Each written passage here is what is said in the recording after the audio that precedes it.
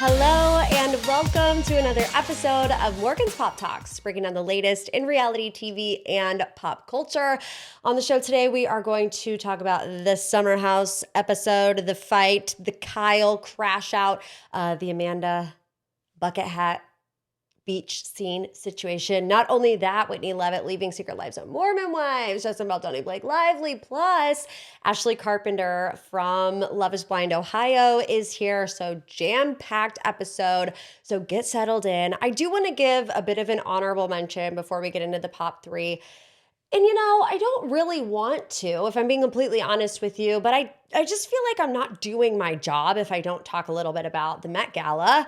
I'm one of those pop culture girlies that really could care less about the Met Galas of the world. And to be quite honest with you, like award shows, like I know a lot of my friends, and look, good on them because the people want the content, but they're like posting like madmen during the Met Gala and the award shows, and it just could not be me. Couldn't be bothered. I just don't really care about Cardi B showing up looking like she's dressed, in a dress that has shrimp on the shoulders of it. I just, like, if I had to give you a best dress, I couldn't even really tell you. Beyonce?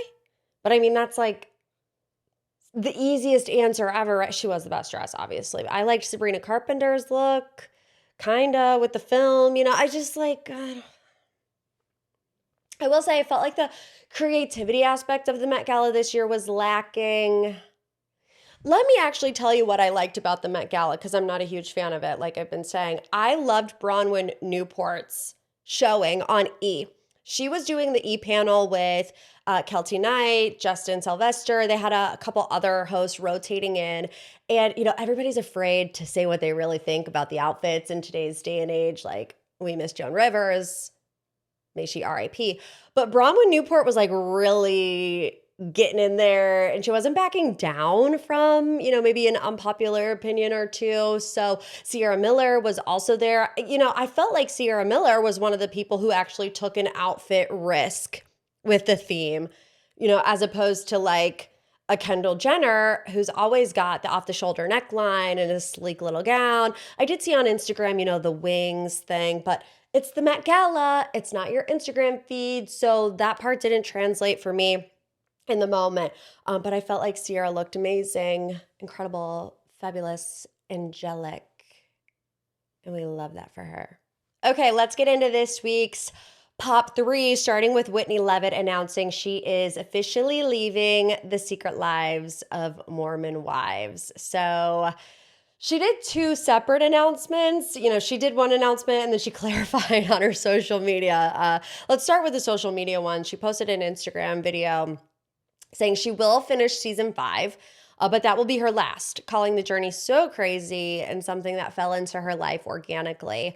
She reflected positively on the experience, saying she wouldn't change a thing, and that she and her castmates went through really high highs and really big lows.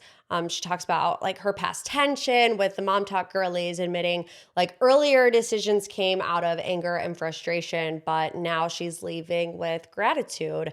She said, I feel content. This is a chapter that's closing and she's ready for the next chapter. So that clarification happened after she was performing her final show of Chicago, playing Roxy Hart. And, she was like, there was one scene where she was reading the newspaper and the headline was, Whitney Leavitt leaves the Secret Lives of Mormon Wives. And that was the way that she announced it live on stage, which Whitney Leavitt announcing that she was leaving the Secret Lives of Mormon Wives, iconic in both announcements. Like her taking a moment as she's playing Roxy Hart to make the announcement, I thought was amazing. And then to go on her Instagram, and she started the video by, mimicking the Michaela Noguera divorce announcement, where she's like, take a seat. You're going to want to sit down for this one. And then she announces she's leaving. So I loved it. I don't think anyone can say they're surprised by the fact that Whitney Leavitt is leaving Secret Lives of Mormon Wives. I think the question that everybody is left with now is who's left? Who is left? There's no Whitney, there's no Demi, there's no Michaela, there's no Jen, there's no Taylor for now, which makes sense because, at Hulu Gets Real, it was only Jessie, Layla, Miranda, and Macy. So it's like, are those the OG Mom Talk girlies holding down the fort in Utah? Jessie Draper is going to have to put that Jordan drama on her back, which she can. She's fully capable of doing that. And I do wonder, at what point in time will Taylor be added back into the mix? And, Whitney did say she is filming season 5. I don't really know what's going on with Jen and Michaela. Like, they seemingly moved, pieced out. Michaela's in Hawaii. Jen is in California. So they seemingly will not be on season 5. And I do think it's funny, like, the frustrations of the other Mom Talk girlies in regards to Whitney in past seasons were valid, right? Whitney would come and go as she pleased. And, whenever the show would benefit her, she would come back. And now that she's reached this next level of fame, she's like, I'm piecing out again. And it's 100% true that she came and went, based on what she needed for her personal career at the time. And the crazy thing is I'm not even mad at it. If I were the other Mom Talk girlies, maybe I would be, but I'm not. Let's move on to headline number 2. And of course, it's all the legal updates going on with Blake Lively and Justin Baldoni ended their high-profile, long-standing legal dispute on Monday. And wow, I just wasn't expecting it. They were meant to go to trial in 2 weeks. And before you start typing, I feel the fast fingers in the comment section already. It wasn't Justin. It was his company. Okay, there's still a level of attachment, right, to this company that he co-founded. I know 10 out of the 13 claims, specifically in regard to Justin Baldoni and the sexual harassment allegations, were thrown out a couple weeks ago. But there was still the smear campaign of it all. So this resolution comes just 2 weeks before they were meant to go to trial. And I truly was shocked about it because everything that I've seen posted from Blake's team or even Justin's team is we will set the record straight one way or another. It didn't seem like either of them were shying away from a trial. Every time Blake Lively's team posted something, it was we are doing this. Blake Lively represents so many other women that their voices deserve to be heard. And then you had Justin Baldoni's team, saying, they will honor and defend Justin Baldoni's name, and this is defamation and all of these things. So there was no indication for me, a normie, that they were going to settle out of court. And this is the crazy part. No money was exchanged. That's according to page 6. We'll talk about that in a second, but let's talk about their joint statement. Yeah, joint statement. Their attorneys emphasized the unity around the film, saying the end product, the movie It Ends With Us, is a source of such pride to all of us who work to bring it to life, while adding that raising awareness and making a meaningful impact in the lives of domestic violence survivors and all survivors is the goal we stand behind.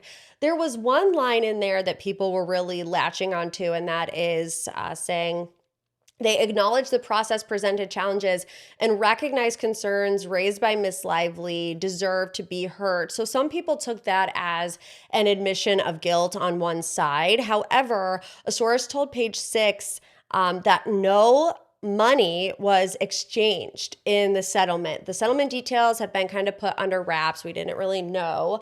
But now we know that there was no money, and it seems like there was no NDA, but based on what Brian Friedman said, and I'm getting ready to tell you. But also, according to page 6, Justin Baldoni and Blake Lively shelled out a combined $60 million in legal fees for this entire mess, which Blake Lively and Justin Baldoni shelled out over $60 million combined in legal fees over this 2 years of torment for it to end like this in a settlement with no monetary exchange on either side. And how do they decompress? Blake Lively goes to the Met Gala.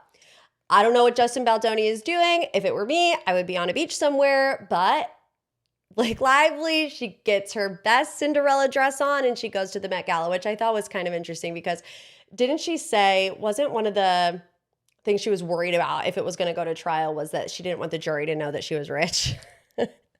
It's like, well, she doesn't go to a celebratory dinner for ending this lawsuit. She goes to the Met Gala. I caught a little bit of this interview with Justin's lawyer, Brian Friedman, with Donna Bowling and Zach Peters, which is amazing. You guys, congratulations for that get. Truly, like, Donna and Zach did so much work during the past 2 years to cover this.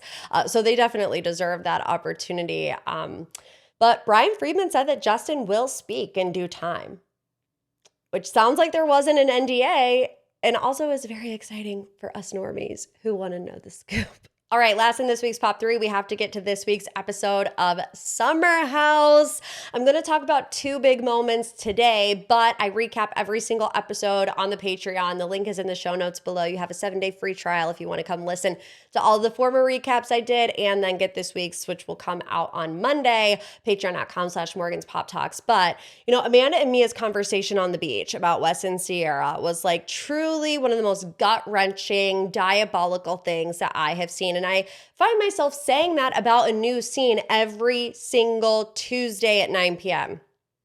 after I watched that week's episode of Summer House. It's insanity. Amanda says to Mia, West and Ciara getting back together would make me the happiest person in the entire world, but he needs to be ready. I'm weary of him. Amanda says Ciara is very special and an incredible person, and you need to treat her differently than any other woman in the world. Interesting. Then she says, until a man is capable of doing that, I don't trust anyone with her heart. I would die for that girl. The way I'd cut West off in 1 second if she looked at me and gave me one look. And I've said this over and over and over and over again, but it still rings true. What changed? What happened in the 5 months that Amanda would say something like, I would die for that girl, and I don't trust anyone with her heart, to turning around and entertaining a situationship, a relationship, whatever you want to call it, with the one guy that you are seemingly so worried about protecting her heart from? I don't know if it was just like never really true. And maybe Amanda thought that. Maybe she genuinely thought that's how she felt. But like when push comes to shove and she found herself in this situation, she just abandoned that sentiment. I don't know. I'm hoping that we're going to learn more about that at the Summer House reunion, which, by the way, Andy Cohen did seemingly confirm that we are going to get a 3-part Summer House reunion. He said so in this Vulture article. I'm going to pull it up because I did screenshot it. It said reunions were created to be a discussion about what happened on the show. This is going to be about something that happened off the show. What do you think about the balance? Andy said, everything will be discussed. Actually, you're making me think maybe this will be our first 3-part Summer House reunion, and we've never had one. Andy, listen, I know you're a man of the people, okay? And the people want nothing less than a 3-part Summer House reunion. You better milk it for all that it's worth. Like, we will watch it. I would watch it if it was 7 parts. I would. Okay, now I want to move to the dinner table fight. And, this was heavily promoted in the season trailer and the mid-season trailer, and everyone's been asking about, when is this fight between Carl and Kyle going to happen? I will say I was like a little bit disappointed not disappointed, but, the emphasis was really on Carl and Kyle. I thought the fight was going to stem from, something with Loverboy, although Carl has said in recent press that, it stemmed from him sticking up for Amanda. I think next week we're going to get more specific Carl on Kyle situation, so I'll reserve, the rest of my judgment for that. But Kyle's annoyance at the dinner table actually starts when Lindsay says Kyle lost his wedding ring but found his DJ career. He deflates in that moment. It's written all over his face. And then later he says, I'm tired of the butt of every joke this summer being about me and my DJ career and this passion that I found. So that really struck a nerve with him. And he is telling the table that he's been going back and forth with management for 2 months. And then he says to Amanda, with your support, I'm thinking about this being my next step. I haven't signed it yet, though. And he's saying, it's a bit more selective. I've been running myself into the ground. Hopefully I'll be able to do less and make more money. And Lindsay jumps in and says, did you have a conversation with Amanda? And he says, well, no, I haven't signed it yet. And Lindsay says, so this is that conversation. And it's like, well, the conversation that Lindsay is forcing at the table, I can't imagine that that's how it was going to go behind the scenes. However, I also can't really imagine what that conversation would look like. We've seen it once before in a pickup scene that was filmed at Kyle and Amanda's apartment where they're talking about it, and Amanda is very clearly annoyed by it, but Kyle is keeping on. So I can imagine that the conversation would have been similar to that, but I just don't think it was a conversation for the entire table. I even think Amanda thinks that. I definitely think Kyle thinks that. But I also think we've seen this breakdown in communication with Kyle and Amanda. He's talked about, she never texts me back. We've seen them in their room together and she literally just walks right past him. So I can't say that they actually would have had a serious conversation about it. Lindsay says you're supposed to be aligned with what your partnership looks like and your future goals and wanting to be a team and having a family together. The conversation with Amanda and Kyle about having kids is actually a really great example of how Kyle is always painted in the bad guy light, despite the realities of the situation. They do a flashback to the reunion when Amanda says, I'm ready to have kids with someone who is ready to have kids with me. And Kyle says, I took that on the chin because Amanda and I both know that Amanda is not ready to have a kid. I think Kyle probably isn't ready to have a kid either. But he says, that really hurt me, because it puts it all on my shoulders when you guys don't know this, but we're both not ready to have kids, or at least he says Amanda's not ready to have kids. And then Lindsay says, oh, well, yeah, actually Amanda has said similar things to me. And it's just well, wait a second, because that was part of the core conversation that was being had. Lindsay said, you're showing Amanda that DJing is more important than having a family with her. It's well, wait a second.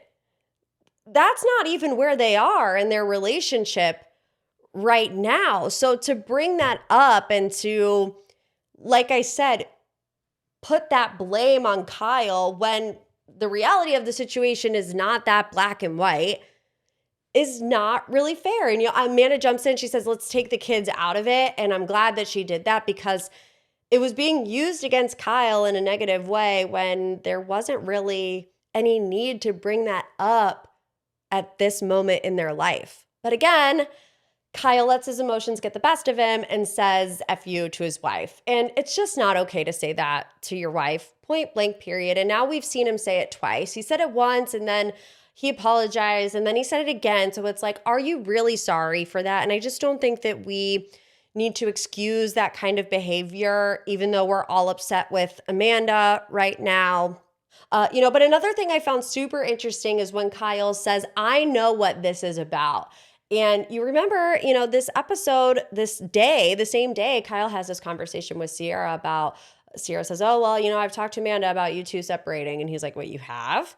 What'd she say? And Ciara says, well, she's kind of into the idea. And Kyle looks completely deflated during that scene on the beach. And so when Kyle says, I know what this is about, I feel like he's telling her, I know you want a separation from me. And I know you've been talking about it with other people in the house. Ciara, maybe he's thinking now Lindsay too, because of the way that she has showed up to this conversation. And Wes gets up to save the day and sit by Amanda, eye roll. And Lindsay is something about a partnership and Kyle pops off. We don't have one. If you haven't caught the drift, we don't have a partnership. And, that's when Amanda says, this isn't a conversation for the table. It was never a conversation for the table. And that's when Kyle really loses it. Screaming at everyone, veins popping out of his neck, ripping the door open, throwing cans at the house, and then eventually going at it with Carl. I get why Kyle crashed out.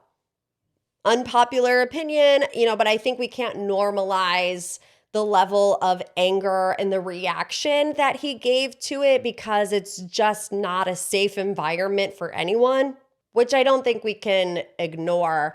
But it did remind me of something else that we've been seeing with a different reality TV couple as of late who have a pretty tumultuous relationship where It was described as one person being reactive and the other being more subtle and deliberate and knowing how to get under the other person's skin. And I think that's an interesting lens to look at the Kyle and Amanda of it all. Because if the shoe fits, it fits.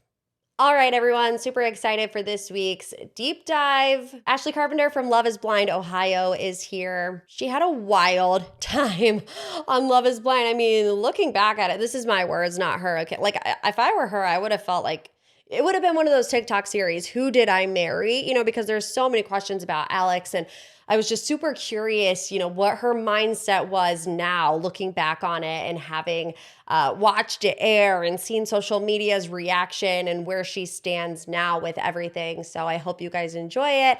Welcome, Ashley Carpenter. Ashley, welcome to MPT. Hi, I'm excited to be here. Thanks for having me. You've had a busy weekend. I had a very busy weekend, yes, but a fun one. It's always fun. You were in Vegas? I was in Vegas, got back yesterday, and here we are. We were saying before, we were like, we're too old. Honestly, if I'm going on any flight that's more than 4 hours, I need 3 to 5 business days to recoup, get myself situated. And the time change. First of all, Vegas is Vegas. I'm getting too old for Vegas, so that was one thing. And then the time change and the flights, I'm like, oh, it's gonna be a lot. But no, it was definitely a fun trip. And you were there for a wedding, you said? I was there for a wedding, yes. I went with Bree and one of our other friends, Kayla from Columbus, and it was a fun time. It was all of Bree's college friends and stuff, and I got to meet all the family there. It was so fun. So I sometimes feel like on these reality dating shows, for the women at least, it's like you find your soulmate or your people in different ways, and that's with the friendships that you gain. Absolutely. Do you feel that that's true for you with some of the female friendships that you walked away from? Oh, absolutely. So going into the show, I was very open for whatever it was going to bring me, whether it was a love connection, whether it was learning more about myself or bringing me 16 new girlfriends, guy friends, whatever it was. I was open to it. And yes, I am forever grateful for the friendships that I've made.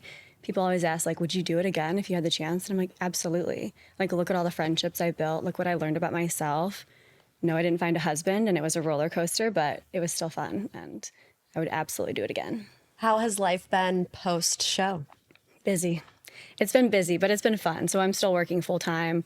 And then after I work, I go do these fun events, or, we have podcasts, whatever it is. And that's the fun stuff. So work is serious. I'm in claims with an insurance company here in Cleveland.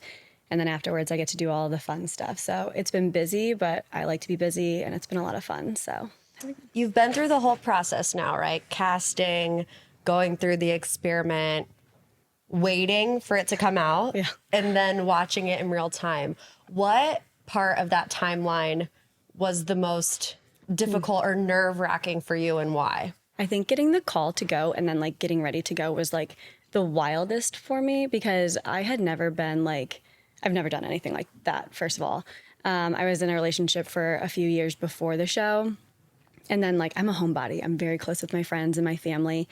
To hear that they're taking my phone for 3 weeks and I'm not going to see my loved ones or talk to them, can't even watch the Weather Channel. I'm like, no, I don't want to do that. I was packing. My best friend was helping me, and I'm just random moments I would start crying. I'm like, what am I doing? I can't do this. And she was like, yes, you can. They're going to love you, whatever it is. And that was probably the craziest thing, getting on the plane, all these my dad messaged me, and I was just a puddle on the airplane. I'm like, I gotta keep my spray tan on. We gotta figure this out. So that was crazy. And then I think waiting the year was definitely crazy, obviously. I have this huge secret. I can't tell anyone. Then the cast list drops and everyone's asking you questions, and I'm so bad at lying. So I was I don't want to tell you. I can't tell you anything. Don't even ask me questions. So that was hard. But I would say leading up to it was probably the weirdest moments for me, because I'm what am I doing? This can't be real. What was it like to watch yourself back? Terrible. You didn't like it. I'm the person, if I'm doing my out of office for my voicemail, it takes me 17 tries, because I'm oh, you sound like an idiot, So watching myself back, I'm ooh, Ashley, shut your mouth. What are you saying? But it was fun. It's kind of nice too, because I did come from a relationship that was sort of toxic, and in the relationship with Alex, I kind of saw myself revert to old patterns. I can see him lying to me actively, and I can see my brain working to figure out if it's a lie or not. And then I go back to those old habits of just kind of like, oh, you want chicken nuggets? Like, I'll forget about it. Like, kind of like a goldfish. I forget what he's saying, and I just give a blank slate, basically. So you don't get to see that in your dating life. You don't get to go back to like your first dates and be like, what did I say? Or like, what went wrong? So it's kind of fun. It's definitely cringy. Like the pods was the worst probably for me because it was the first time seeing anything like that. But you get used to it after a while. People are like, was it so weird to be filmed all that time? And I'm like, at first, absolutely. Yeah. And then like I have my own crew once we were engaged, and they become like your family. They're with you all the time. My crew was great. They like provided this safe space where I could feel vulnerable and have those hard conversations with 10 people in the room. So I'm forever grateful for them. But yeah, I don't think I'll ever get used to like seeing myself on TV or anything like that. I mean, you film so much and then it gets reduced down to, you know, however many minutes. I mean, what do you think of like the overall portrayal of you and your relationship with Alex? You know, they really played heavily into at first the physical chemistry aspect. Yes, unfortunately. I think that's like one of the things I was like bummed about the most. Not really showing like who I really was as a person. You know, I'm very family oriented. I'm ambitious. I'm intelligent. And I did kind of get that edit where it was like over sexualized, and someone's got to be it. So whatever. Definitely went with our storyline of like, us being the physical couple and then him not being attracted to me. So it went with it. But I wish that was portrayed a little bit more. I actually remember like speaking with one of the creators before it ever aired, and they're like, we don't really get to see like who you are. Like we get to see who Alex is because I ask a lot of questions. Right. And you don't really get to see who I am because Alex wasn't asking those questions. So I guess it was on Alex as to why like that wasn't portrayed as much for me. But you kind of see it in my family dinner, my interactions with my family, my dad at the altar right before we walk out. So It's so interesting because, you know, the premise of the show is to rid yourself of the physical connection at first, right? You're in the pod, you can't see each other. But especially for Alex, you know, I went back and watched your guys' package at the reunion. And it's like, you know, he said the reveal was like the first domino, he said. So it's like, okay, the show is about removing that physical whatever. But it almost feels like it automatically reverts to that as soon as the reveal happens. Yeah. And then the rest of your relationship is kind of dictated on navigating, you know, the difference between the pod and real life. I mean, what was that like for you? I have to imagine that is like mental gymnastics.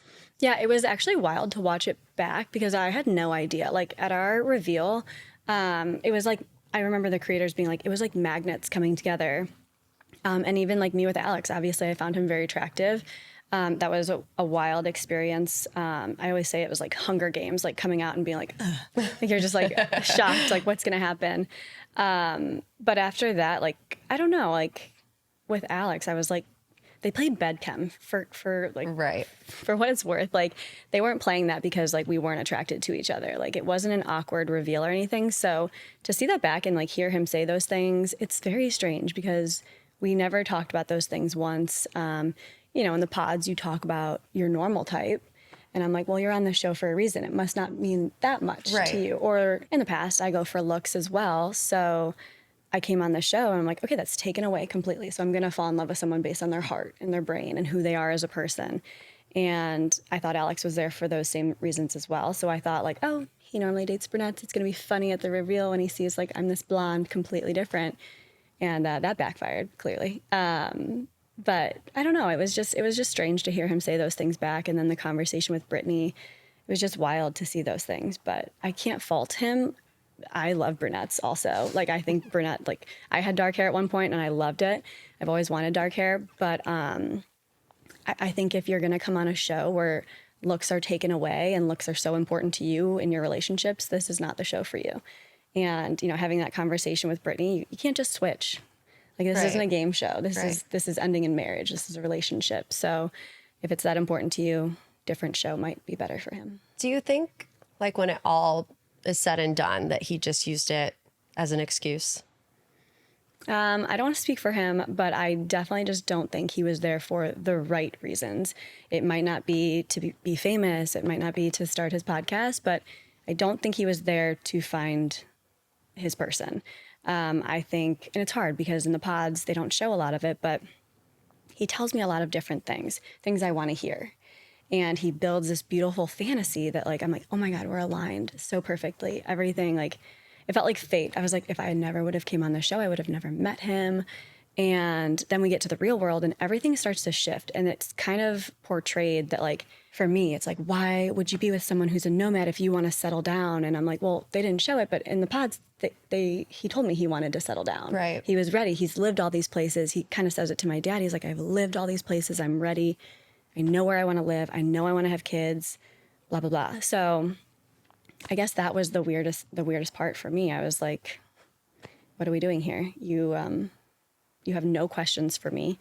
He never wanted to like take things to a deeper level once we got outside of the pods. Like I was obviously always the one asking questions, trying to get to know him. I'm like, we have 3 weeks until our wedding. And, you know, people will say like, I'm a nag. I ask all these questions. Same with my dad. I'm like, what am I supposed to do? Right. Marry a stranger? Right. Like that's not the show either. So I'm like, I have questions. I want to be sure. I want to be 100% confident in the person that I'm standing up there next to come 3 weeks. Was there ever a moment where you felt that confidence? Because, you know, I feel like the entire time we just saw it go down, down, down. You know, so Yeah. was there ever a moment where you're like, no, I am sure? Yeah. And then was the shift immediate? No. So when we were in the pods, I was like, first of all, I was a huge skeptic. I'm like, there's no way. Right. My dad's a divorce attorney. I was like, there's no chance I'm going to find a husband in this short amount of time. But like you go through the steps, you ask these hard questions and you talk through things, you find out if you're compatible.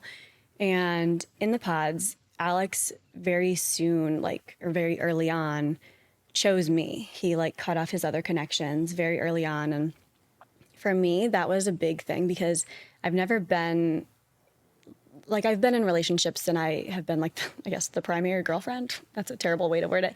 But with like my ex before the show, it was like he was cheating on me. And like, I never felt like 100% this is my like person. And I never felt that from them either. So I never fully felt safe and secure. And when Alex was doing those things and saying like all the right things, saying he can't wait for us to get married, to go do things with the family, whatever it was, building that, again, fantasy in my head, I was like, I'm falling in love with this person. I am ready to marry this person. We have our engagement, we have the reveal, and I'm still like on cloud 9. And we get to Mexico, same thing still. And like, I think it was after the one mixer where I was like questioning him and he seemed like he was like talking a lot. And I'm like big on body language. And I'm just like, these things are like, why are you talking so fast? Why do you seem so nervous? I'm just asking about the mixer. Like I didn't see anything go down. So I'm like, all right, like maybe it's just like he's in person. He's nervous. And then from there on out, like it's like a slow burn. You see, again, like the wheels turning in my brain when I ask him certain questions and I see myself just revert and it's like, oh, okay, we'll work through it. Like we'll get to it when we get to it. At the mixer, it's like, you know, we have this big blow up fight and then you want chicken nuggets and I'm like, yep. And we go to bed. And so it was definitely a slow burn. And, you know, you get to the point where you're like, I can't force a man to love me. I can't force a man to become the man I deserve. And when it came to the dishonesty, I was like, I don't know why he's saying these things. Like, I'm not here to judge you. I want the truth. I will be so much more understanding if you just tell me the truth instead of telling me these things. And then I find them out in a group setting and I look like a fool. Like, that's going to make me more angry. So it was definitely a slow burn. And then I think before our wedding, we have a little bit of time apart after the bachelorette parties and the bachelor parties. We have a little time apart. And I think it was then when I like reflected and, you know, I was just thinking about everything and I was like, no, I can't say yes. Like, and, you know, people are like, why did you go to the altar? It's like, well, they encourage you to go to it's the whole point is to go to the altar. And I had some things to say. And I mean, I did not intend for, you know, it to come off mean. You know, I think I said what I needed to say. I think I said things that Alex needed to hear as well. If he wanted to have a healthy relationship in the future. But just because I made some people uncomfortable, I made Alex uncomfortable, does not make it mean. It was my truth. And it was things I wanted to say for myself because I went through the process. I gave it my all and I was disrespected the entire time. And I will not, I don't know. I won't stand for that anymore. I won't stand for someone disrespecting me, my family. I'm not going to settle, not going to date potential. So I was like, I have some things that I need to say. Did you guys discuss the wedding before getting to the wedding? And what were those conversations like? Did you feel like he was in, or did you know that he was out? We didn't really talk about it. And I actually do remember like having conversations with the other girls, and they would be like, we talked about it. We're going to do XYZ, whatever it was. And I was like, wait, we're supposed to be talking about these things? Like, I thought we were just like doing the process. So like, I never really brought it up. Like I said, I was just like really focused on our journey. And then, at the end of it, I'll make a decision. Like, there's still time to grow. And like I said, there was a little break between the bachelorette parties, and I had to stop back at the apartment like the day before our wedding. I stopped back at the apartment, and I wasn't supposed to do that. But Alex was there packing up his things. He got to stay in the apartment. I came back to Cleveland, but he didn't have like an apartment at the time, so he didn't have like anywhere else to go. So he stayed in the apartment. I come back, and he is packing everything up. And then about 2 minutes before he walks out the door, he's like, hey, can we talk?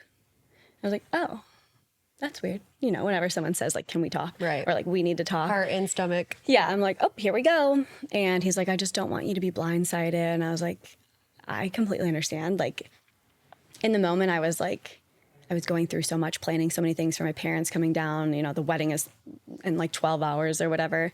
So I was like, in the moment, I was like, Alex, I know you're not saying yes. Like, you're not in this. You don't even know who I am. I don't even think you like me at this point, because we never even like hung out, like outside of filming. Like, we really didn't have a ton of time to do anything, but it was always like we'd get done filming, he'd go hang out with the guys, and like I'd go to bed because I had to work in the morning. But I was like, I know you're not in this. Like, I didn't think you were going to say yes. And like I said, they encourage you to go to the wedding. So I'm like, we're going to go to the wedding. Especially now, he's telling me this 12 hours before we leave for it. We're not going to be like, the wedding is off, call in everybody. So we went through with it. And like I said, I had some things I wanted to say, and I said them. It should not have been a shock to him. As big of a shock as it was kind of crazy, because deep down, he has to know that he was being dishonest. He has to know, like, watching it back, seeing all that stuff, seeing me catch him in these lies. It's like, you have to know what I said to you at the altar holds some weight. Right. So it was like, people can say what they want. They can call me mean. They can call me a narcissist. But, at the end of the day, I was just speaking my truth. And I think a lot of women go through that. I think a lot of women are in relationships where they are being lied to. They're being manipulated, gaslit, whatever it is, whatever the buzzword is. And they don't find the strength to stand up. And I think that's kind of what I was doing. I was like, I have some things to say for myself and for any woman that needs to hear it. So what was your initial reaction to the internet's reaction from your altar moment? It was crazy because, like I said, there was like a split kind of balance between, most people were like, you go girl, like, thank goodness you said no, because they watched me all season, and they're like, this girl's dumb, probably, to be honest. And then I finally like have that moment where I like come to my senses. The negativity was kind of crazy. I got comments like, you're evil, like you're worse than Chris. And I was like, sorry, Chris, if you're watching this. I was like, I'm worse than Chris is kind of crazy. But it was just kind of crazy. Like I said, I got narcissist. And it wasn't meant to be like that. I don't think I was being narcissistic and speaking the truth and, just saying what everyone was thinking the entire season. So weird mix, but mostly positive, and I'm glad it was that way. I hope it empowered some women to leave any negative situation that they may be in. And that's a whole other new experience, is having, millions of people commenting on things that you say and do and the way that you look at this person and whatever. So how has that journey been for you? All of a sudden having so many people watching you and having opinions on you. Yeah, I learned very quickly you can't please everyone, which I knew. Actually, before I left, or before it was airing, my dad was having conversations like, you could be seen as like the nagging fiance that's like driving him to lie, and like, people are going to see crazy things. And, as long as I had the support from my friends and my family, and, I made my family proud, that was really all that mattered to me. It's like, those are the people that matter the most to me. Like, what they think will hold more weight than these crazy robots on Instagram or, you know, the crazies out there. There's just going to be some people that want to rile you up and like get you fighting on Instagram so that you comment and you look crazier. So that was hard at first, I won't lie. They definitely get to you. Some days it's easier to ignore. The block button is a good friend of mine. We love the block button. Yeah, I'm like, report, block. Like, oh, you're bullying. And then like, no, they're not. I'm like, yes, they are. Like, block them. But yeah, you know, anyone that has like negativity or, you know, even people that are like, they'll be like debating like how Alex is a good person or how I'm a terrible. I'm like, this is my personal page. Like, this isn't Reddit. Go to Reddit and bully me. I won't go and read that. But like on my personal page, I'm like, no, I won't stand for that. So lots of blocks. Have you been able to have a better relationship with social media now that you're a little bit removed from at least it airing in real time? Yeah, I remember like very like shortly after it all aired or while it was airing, you know, I was like, I'm going to suck at social media now. Like I'm never going on it. I'm never posting because I don't want the comments. Now it's a lot easier because, you know, most of the angry people have moved on. I'm hoping. Please don't come for me. But most of them have moved on, mostly positive things now. So yeah, it's a little bit easier to get on Instagram. What's the biggest misconception about yourself that you've seen online? My God, I've seen a lot. It's got to be like the mean girl thing. You know, me, Pri, and Bri went through that whole thing. Again, it's the perception, it's the editing, it's reality TV. So I think that was the misconception that kind of like dug at me the most because I've never been called a mean girl in my life. You know, I lead my life with integrity. You know, I do my best to show people that they're a value in my life. And, you know, that moment at the mixer with Chris, it was definitely portrayed differently, I think, than how it was aired. What people don't know is I was blocked immediately after that mixer because of like additional things that I said to Chris. And, you know, as I wasn't standing up for Jess as much as I should have, but I was not a mean girl. I was definitely team Jess the entire way. What other types of things like were said to Chris about it? I think it's the perception of like, it was more of those questions. So when I was speaking to Chris there, it was more for him to get to the point where he would realize like he's an idiot. Like that's how I am. I'm gonna like ask you questions. It's gonna like make you get to the answer because I can tell you the answer, but like I think it's really gonna like resonate if you get there yourself. And I think that's what I was trying to do. And it didn't come off that way, obviously. So it was just like more of those questions. And he's just like standing there being a slime ball and like feeding into it. And like, I was like, well, there's no teaching this man. Again, my whole personality wasn't shown through this. So when it's taken out of context, if you don't know I do those things, then you're not going to know that I was, you know, trying to get him to realize how stupid he looked. Okay, one thing I do have to say that really confused me, and I'm still like, I have no idea what's going on with this situation, was the reunion thing with Devante. Like, I'm so confused about that whole situation. It was crazy. I'm close with Brittany now. Like, we are totally fine. We hashed things out. We had a whole conversation, and we were good. The whole Devante thing was crazy because he was basically just lying to everybody involved. And we didn't really know. After the show, like, we kind of just wanted to get away. And so me, Pri, and Bri were going to Austin. And then all of a sudden, like, Devante is, like, tagged in. And I was like, that's weird. But I remember specifically being like, so you and Brittany are broken up. Like, I had to ask him, like, multiple times. And he was like, yes. And I was like, okay, well, Brittany hasn't shared that with us. Like, maybe she's not ready to share it with us. And me and Brittany, and even Brittany and Bri probably the same way, like, throughout filming, you're there to focus on your connection. And they were engaged. Devante also had a connection with me and Bri. So I guess, like, I don't want to say it like hindered our relationship during filming, but I think it could be easy for a woman to be intimidated if you're in Cabo and like your number 1 and 2 and 3 are all on the same trip with you. So I guess in that moment, it was like, yeah, it was a little bit delayed, like getting to Brittany and asking those questions. But I did. Like, that was the whole point, is like, I did hash that out. And I did tell her, like, if I knew he was lying to you, I would have immediately called you. First of all, I would have never invited him. Like, and especially after everything you had just been through yes. with Alex, it's like, you know that more than anybody. Mm-hmm. And I tried, like, even like throughout filming, like, I tried to like put her at ease. Like, I was not ever gonna like change my mind. I was never gonna try to switch to like date Devante or anything like that. At the moment, I was happy with my decision. I was like, I have Alex, like, I'm ready to go. yeah, during filming, I think it was just weird. Like, you're so focused on your own relationships. You really don't have time to like get the tea from like all the other relationships. So I really just didn't know. And like once filming was wrapped, I kind of took a few weeks to just be by myself. I'm like, I have got to like, you know, just unwind and like take a minute. So I just didn't really want to talk about things too much. And then I went on this trip and I had no idea it was going to blow up to be the Austin trip that it is today. But yeah, I mean.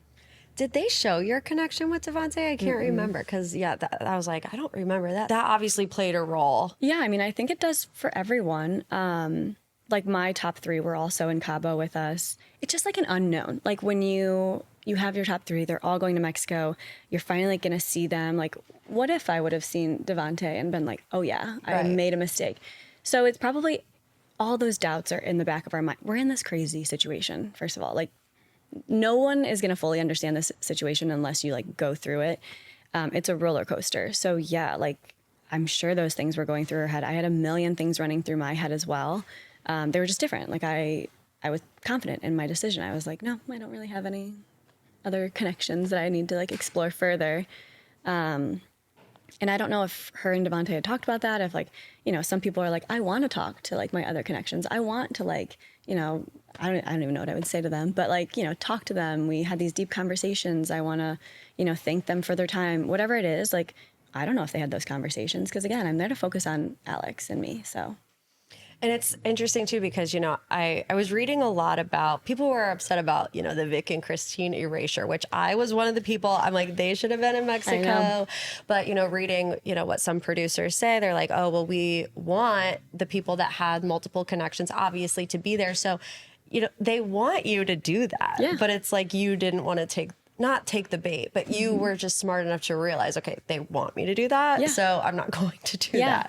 I loved my producer. She was literally like an angel. So I never really got those vibes from her, probably because I was like very honest with her, like throughout the entire process, like she basically knew every thought in my brain. But I know that there were other producers that were like, hey, you should go talk to Ashley, like go talk to Bree, like whatever it was, like go have those conversations, explore like what it could be. Because people probably express that to the producers. But for me, I was like, no, I'm good. Looking back on it, do you think that it's truly enough time in the experiment to find out if you want to marry that person?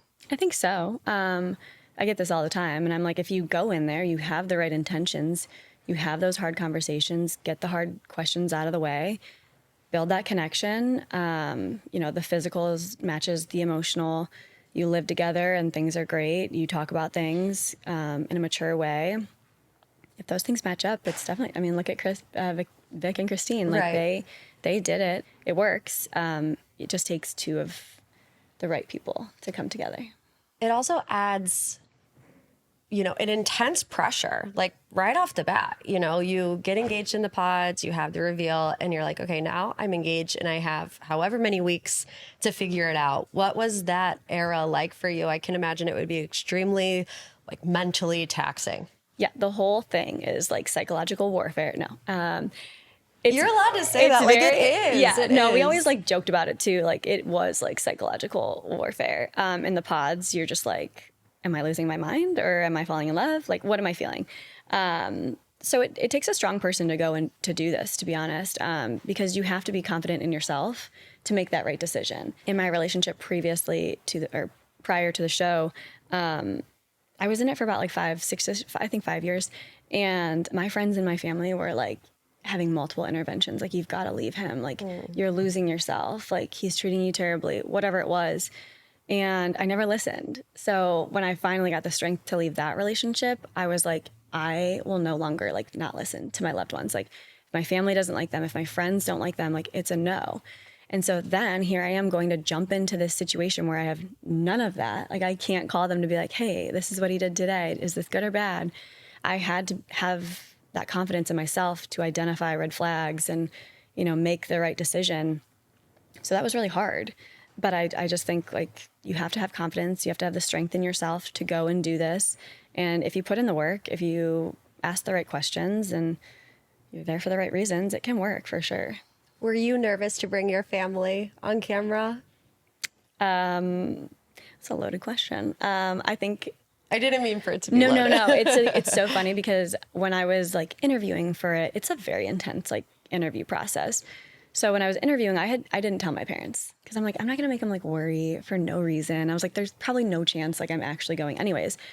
And then I finally got the call like probably 2-ish weeks before I was going. They're like, you're going. And I was like, oh my God, I have to tell my dad. But my dad, he was like, he's like, I've seen marriages that are like destroyed after 20 years together. I've seen people after 2 weeks, they get married and they last forever. So, I wasn't nervous about that. My dad is a lot. I'm a lot like him. So you're either going to like love him or you're going to hate him. He was a lawyer. So I'm like, if you're not answering questions, I don't want to say acceptable, but like if he senses an ounce of dishonesty or, well, that didn't make sense, he's going to ask more questions. And I remember sitting there and I'm just like, I was so emotional because I hadn't seen them or talked to them in like 3 or 4 weeks. So I was like crying every single time. So people that are telling me I didn't talk at all, that's why I was so emotional. Yeah, So, I mean, as a viewer, it was riveting to watch. But I mean, when you think about the history, you said you were in a 5-year relationship and your family were telling you, you have to get out of this and you can't talk to them during this process. So they get this one opportunity, to really see the situation for what it is.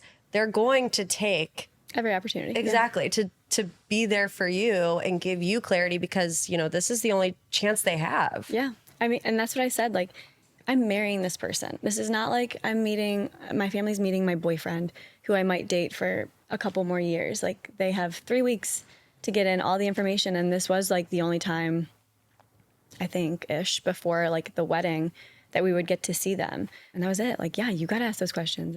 People also don't understand it was a 2.5-hour dinner. It was very long. So they cut it into whatever the 5 minutes it was. Did your family know that you were going to say no at the altar? I think my dad knows me well enough to think that I was going to say no, but it's actually really funny. They didn't show it, but they always tell the story at my wedding. You get 2 chances to talk. So the first time we talk is, how did we get here? How did we fall in love? But I said something apparently, and my dad, he leaned over to my mom and he goes, is she saying yes today? Oh. So I was like, oh my gosh. But yeah, I think he knows me very well. So I think he kind of had some insight in that. And what's the process like of getting your family to the wedding? Like, are you allowed to invite a set amount of people? Yeah. I've always been intrigued about how the weddings actually work. I probably shouldn't be sharing this, but I got to invite 40 people. So Alex got 40 people, I got 40 people. And they send you like an Excel sheet and you put the names on it. And mine is all my family and my friends. And I look at his and it's like literally all the guys from the show. And then like his mom and like a couple other like guy friends that he has. And I was like, that is really weird. So they finally were like, okay, no one from the show can come to your wedding. Because I had a couple girls on my list, but I was like, my whole list isn't just first of all, he dated all these girls. Like, I'm not going to be like, hey, all your exes are coming to our wedding. So I was like, that's really weird. And then they told us, like, you can't invite the people from the show. So he had, like, you even kind of see it at the wedding, the 5 or 6 people that stood up, those were his friends. And then everyone else there was mine. So I ended up inviting probably, like, 60-ish people. And, like, it was funny because all of my friends that had to sit on his side were like, oh, people think I'm friends with Alex now. It's like, I'm sorry. And I feel like, the entire experiment is a pressure cooker, but it leads up to that day. So tell me about what you were feeling that day and how you were navigating those emotions. It was the craziest day because I kind of just like wrote out what I wanted to say, and they take your phone. So I actually had to like handwrite it out on a piece of paper. It's just so I like remembered it. And then at like 8 a.m., I'm leaving and I'm going to the venue, and then they take my phone. I was emotional the entire day. And I think it was just because like it goes back to my support system. I'm like, I have this army of people coming here today to like watch me and support me in whatever I say up there. I remember getting up to the altar. I'm like, this is business. He had a chance to see and have access to vulnerable, emotional, loving, compassionate Ashley. This is business. And I didn't even stutter on the speech. And then after that, I was like, we're done. Let's do it. Like, I want to go have fun with like my friends and family. Has there been any communication at all between you and Alex? No, it's not going to add any value to my life to have a conversation with him. We saw each other at the reunion. We had our conversation, and then afterwards we're like, but we're good, right? And I'm like, yeah, like I don't care. Like, right. I'm indifferent. Like, I don't hate you. I'm definitely don't love you, but like, I'm very indifferent, and I wish you well, but just not with me. What did you learn about yourself? I think it was just like the confidence aspect. When you recognize the red flags, recognize it is step one, but taking action is the next step. So if you're noticing something, if things aren't adding up, listen to your gut. Because for so long, I would see the red flags, and I would just do nothing about it. I would just sit there and be like, well, there's nothing I can really do about it. Like, I'm stuck, I'm settling, whatever. So I think that's the biggest thing. And just like knowing your worth. I guess now it's just like once like something feels off, I'm just like, I'm not going to put any energy into it. I'm not going to need to like beg a man to love me the way I deserve. Like, I'm going to find someone who I'm going to seem perfect to in all my imperfections. They're going to love me, and that's how it's going to be. And I'm not looking for anything. Like, I'm going to attract it, and hopefully like the right person comes my way. How do you feel about dating now? Good question. Good question. I mean, it's going to come when it's going to come. I'm not going to, put my time and my effort or allow people access to me that don't deserve it. And I guess that's how I see dating. If I give you my time, like, there's a reason, so don't mess it up. I don't know. I haven't really dated too much. I don't need to just settle.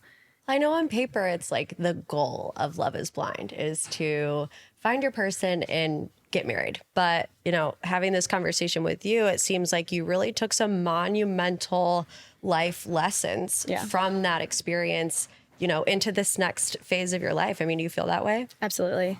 I think maybe I didn't find love with Alex, but you kind of like fall a little bit harder in love with yourself. I love the woman that I've become, and like, maybe I would have gotten here eventually, but I think Love is Blind was definitely a catalyst to that. And throwing me into this crazy situation definitely like helped shape who I am, and like now how I see dating, or how I see really any relationship in my life. Obviously, me and Alex had different upbringings. We have different just pasts in general. I really value my friends and my family, and I value having a stable career. And he has a different outlook on that, not in a bad way at all, but him and his mom's relationship is very different than me and my family is, and like his friends, they're all over the place, and he can go years without seeing them, and like, I don't want that. I want people to know, like, if you're in my life, you have value to me, and I hope I show you that in the way that you deserve. Well, Ashley, thank you so much for being here today. I had so a much fun. great time. And we have to find her the right man, you guys. I got to call some of my husband's friends because she needs a South African in her life. Absolutely, yes. Find me a good guy, good heart, good brain, whatever it is. So, all right, you guys, thanks again for tuning into this week's episode of MPT. As I said on Monday, we'll do a full episode recap of Summer House. So if you're not on the Patreon, join Lilas Plus. The link is in the show notes below. Please leave a review, a little 5-star boop boop, a little love you like assist. And if not, I'll see you back next week. And as always, love you.